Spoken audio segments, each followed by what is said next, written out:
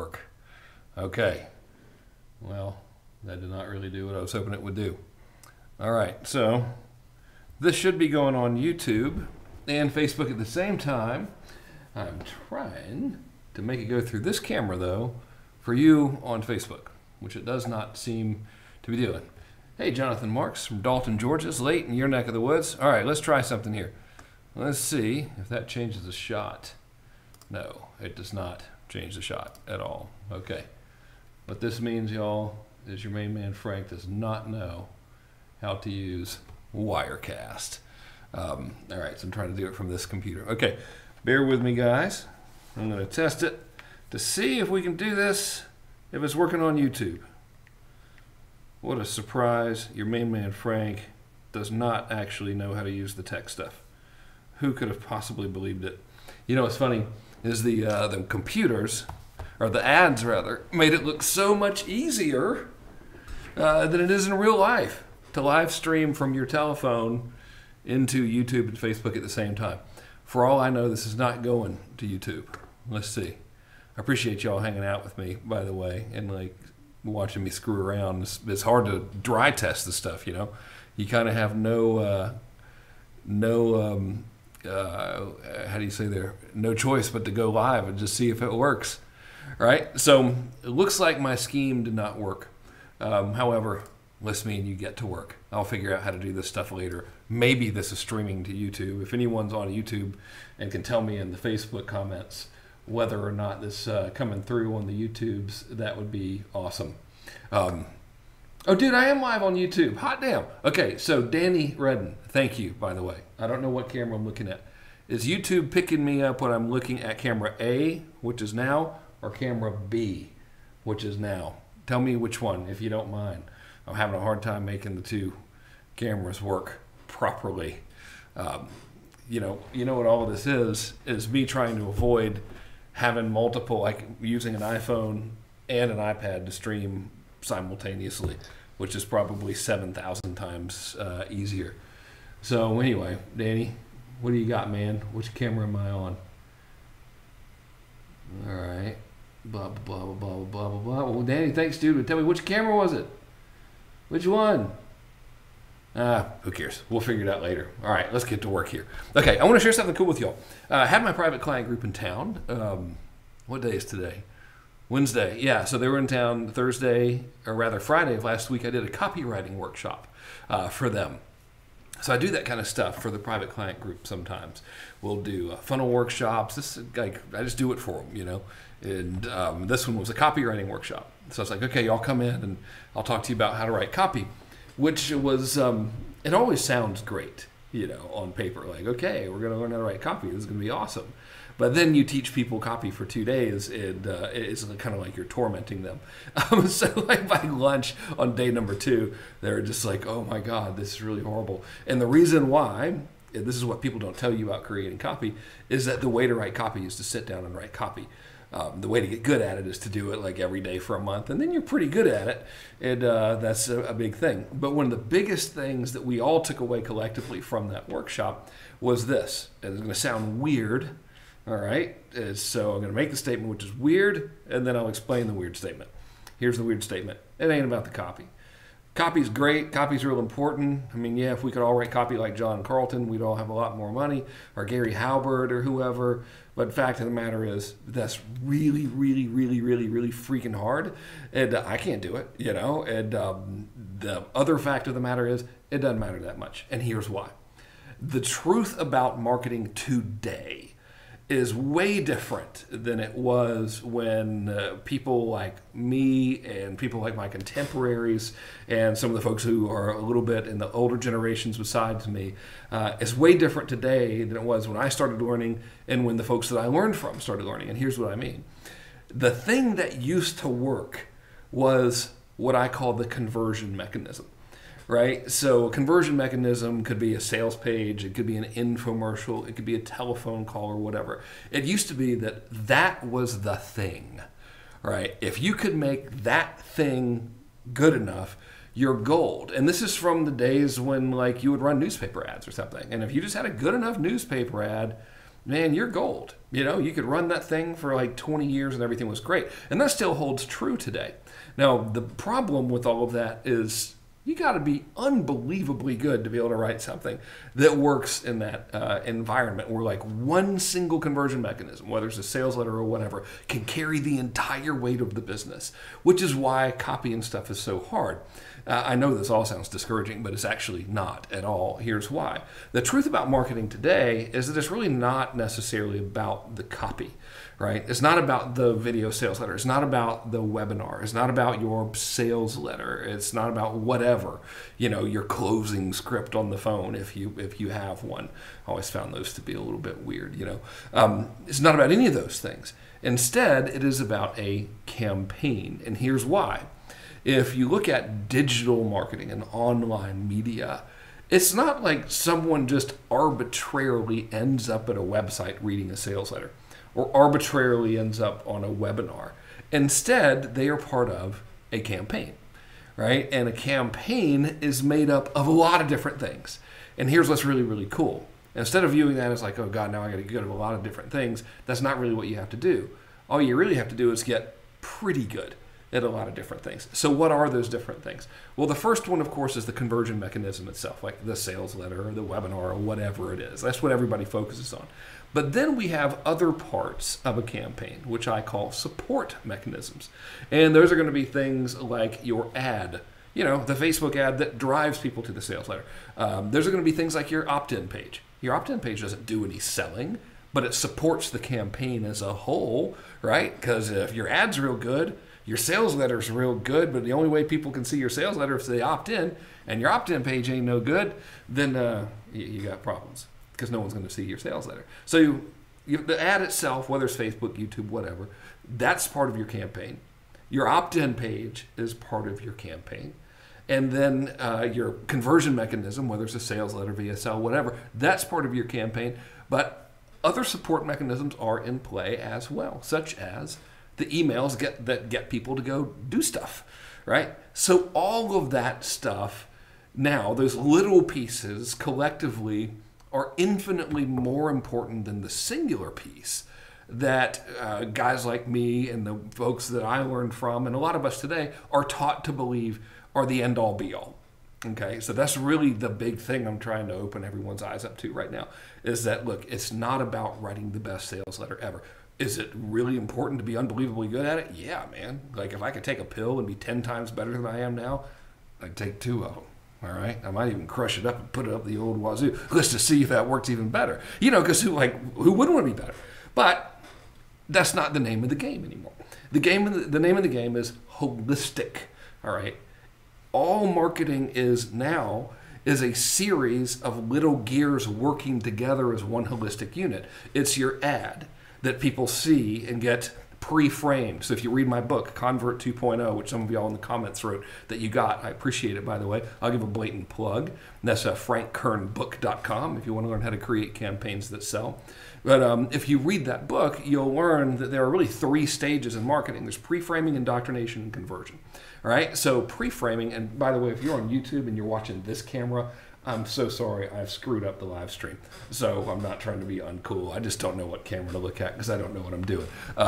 For all y'all on Facebook, I'm over here trying to I'm trying to avoid having to hook up all these multiple devices to this thing right here by buying Wirecast. So I bought here's how smart I am. I bought a $700 piece of software to avoid having to use a $100 microphone stand. Huh?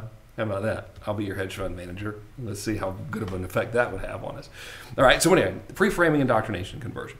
So in the old days, like 10 years ago, that wasn't really what was going on.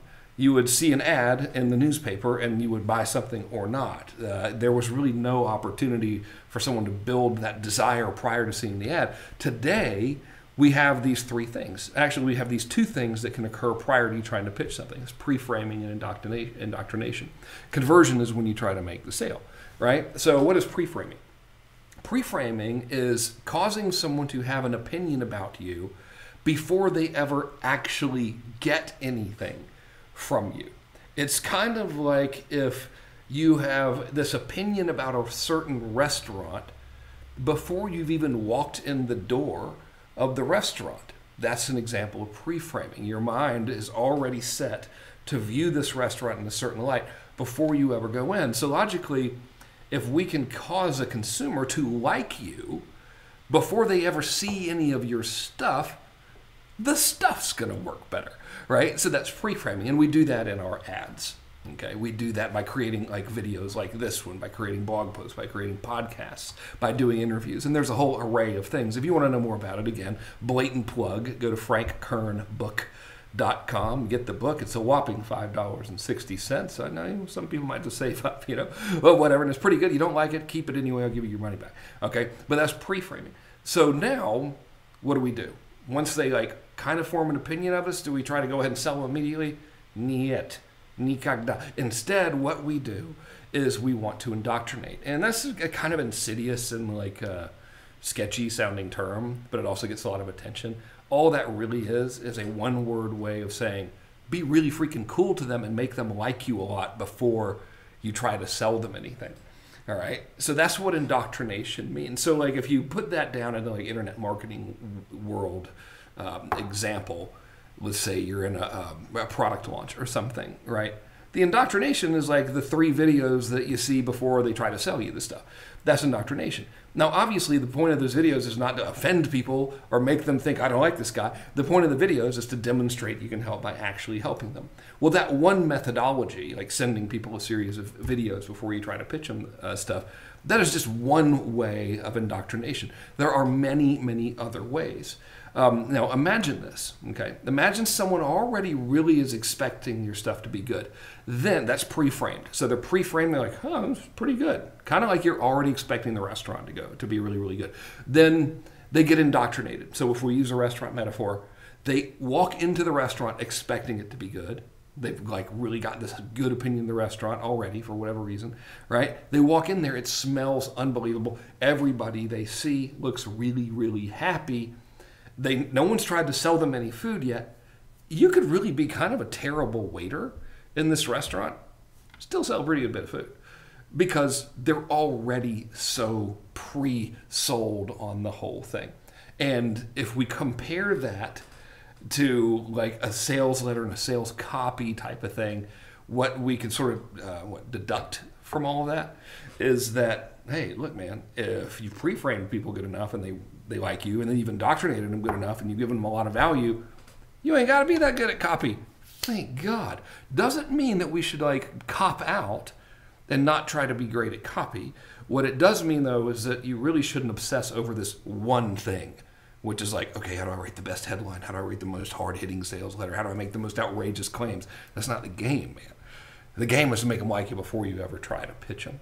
Then we have conversion. In conversion, so we pre-framing indoctrination. Step 3 is conversion. Conversion is the point at which you actually try to sell something, and hopefully you successfully do. That's why I call a sales letter a conversion mechanism. That's why a webinar is a conversion mechanism. If your whole sales process is to get somebody on a consultation call with you or something, and then you sell in that environment, that call is your conversion mechanism. If you do a good enough job at the first 2, which are really all fun because you're just being cool to people, you don't have to be that skilled in the last part. I'll give you an example. With our private client group, it's either my wife, Natalia, will close, as I'm using that term loosely. If you're on YouTube and you're on this camera, again, I'm so sorry. I'm really self-conscious about it right now. I don't know which one, Poor people on YouTube, if you're just having to look at this side of my face, that's even worse than looking at me dead on. So in our private client group, our sales funnel is people see a lot of videos that are very, very helpful to them. Then they see a little letter that's like, hey, here's how it works. You might like it. You can submit some stuff and we'll talk to you if we think we're a good match. And then we get on the horn and the closing process goes like this. Okay, here's what the program's like. It's $40,000. Here are the dates. Do you have any questions? And that's typically the conversation they have with my wife, and they'll either say, yes, I have questions, or no, I've always wanted to work with Frank, this is great, or dear God, that's a lot of money, it's not for me. Our way of dealing with that is like, okay, see you later. Anything else we can help you with? Like, we're not high pressure. And then sometimes they end up having to talk to me, right? They're like, it sounds pretty good. Let me subject myself to a conversation with Frank just because I'm feeling masochistic. So then I'll get on the phone with them, and here's how bad at sales I am, right? I get on the phone with prospects for that, and I'll say something like this. Hey, man, how's it going? And pretty good, And I'll say, here's what I think I understand about your business. This is what Natalia told me, and blah, blah, blah. You know, is that about right? And they'll say, yeah. And I'll say, well, I don't really have any sales process for our conversation here. I'll ask you some stuff, and if I think I can help you, I'll tell you so. And if I don't think I'll help you, I'll tell you so. And if you have any questions, you know, please feel free to ask as many as you want. And if you want to work together, that's great. And if you don't, that's okay too. No pressure. Sound good? And they'll say yes. And then I'll ask them some stuff. And if I think I can help, I'll go, okay, I think I can help you. What do you want to know? And they'll ask me some questions, and then I'll answer them. And I'll say, so what do you want to do? Some people join, some don't. Most do. Worst sales process ever, right? So if we were to like take that to a sales trainer, they would be like, well, don't you use, I don't even know the terminology, you know what I mean? I'm trying to make up like cool sales terminology. Don't you box them in, or don't you, I don't know, seed the offer, or don't you, you know, mitigate against objections before they ever happen? And the answer is no, never, because I don't have to, because I did the first two steps. And that's my point. The truth about marketing is no longer one thing. Marketing is a lot of things. And you need to look at everything from the perspective of a campaign, a sum total of all of the parts, as opposed to a sales letter or a webinar. And when you do that, tons of pressure gets removed from you to have to like make the most hard-hitting sales letter in the world, which like 7 people on earth can do. I am not one of them. You know, Paris, I'm talking to you. Clayton, I'm talking to you. Carlton, I'm talking to you. You guys can do it. You know, it's not that many people in the world can do it. You don't have to, man. Just get real good at those first two steps, which are all fun, being real cool to people. Get pretty good at the third step, and you're probably going to do pretty good. Pretty good. Okay, another shameless plug, and then I'll go. If you're on YouTube, I'm doing the wrong camera again. I'm sorry. If you want to learn how to do this stuff, get my book. It is FrankKernBook.com. That's Frank Kern, me, book.com. It is $5.60. It's called Convert 2.0, How to Create Internet Campaigns That Sell. I appreciate y'all being with me here at 8:40 something in the evening on whatever day it is today, Wednesday. I just had an IV treatment done. NAD treatment for vitamins, feeling really, really good, trying to stay healthy. That's my story. I'm sticking to it. I'm out of here. All right. So, am I looking at the right camera? I think so. See y'all later, man. Thank you so much for watching. I'm going to go live every day between now and next Tuesday. Here's hoping that I can figure out how to do a better job of it than I've done tonight with all this botched up tech. Okay, now let's see what happens if I try to end it in Wirecast. Is that what that thing's called? All right, let's see. Output. Stop broadcasting. Stop all. Let's see what happens. All right.